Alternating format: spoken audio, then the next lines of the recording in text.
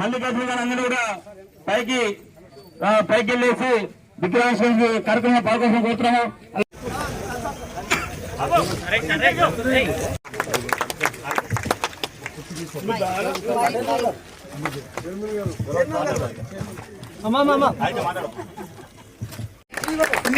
దీన్ని ఉద్దేశించి మీ అమూల్య సందేశాన్ని ఇవ్వాల్సిందిగా కోరుతున్నాను. ఇచ్చేసినటువంటి మన డైనమిక్ లీడర్ మన ఉత్తమ్ కుమార్ రెడ్డి గారికి స్వాగతం సుస్వాగతం. ఈనాడు మన గ్రామంలో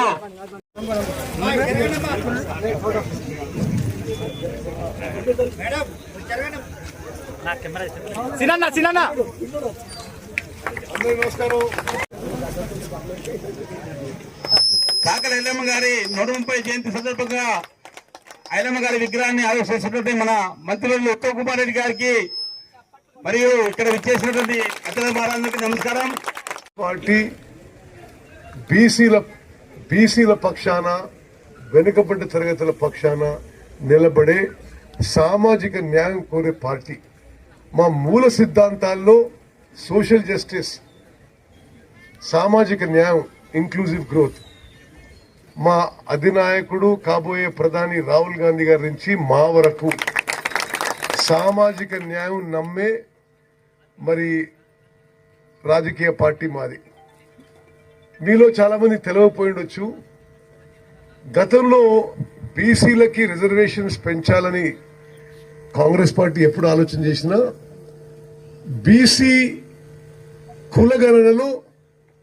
కులగణనలో బీసీ సంఖ్య మరి లెక్క చేసే పద్ధతి లేకుండే.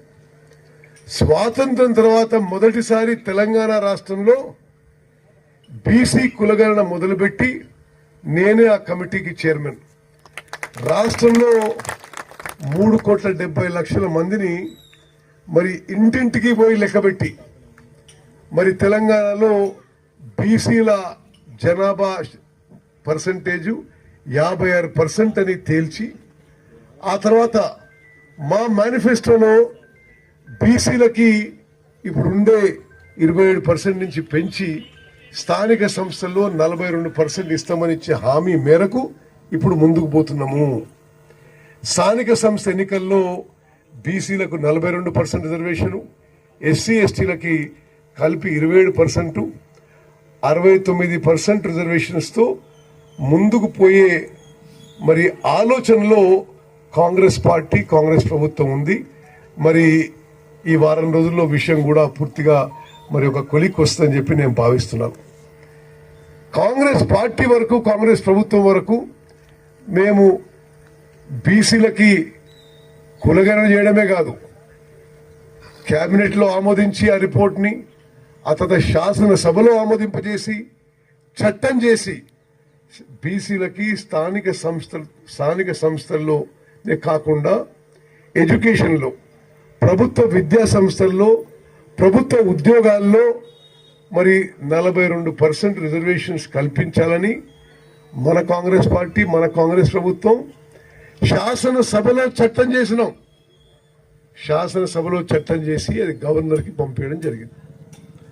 మరి మిత్రులరా, ఇది నేను ఎందుకు చెప్తున్నానంటే కాంగ్రెస్ పార్టీ, కాంగ్రెస్ ప్రభుత్వం మరి వెనుకబడ్డ తరగతులకి, బీసీలకి న్యాయం చేయాలని చెప్పి అన్ని విధాలుగా స్థానిక సంస్థ ఎన్నికల్లో, ఎడ్యుకేషన్లో, ఎంప్లాయ్మెంట్లో అనే ఒక లక్ష్యంతో, ఒక ఉద్దేశంతో మేము ముందుకు పోతున్నాం. Sir sir sir Rajiv Gandhi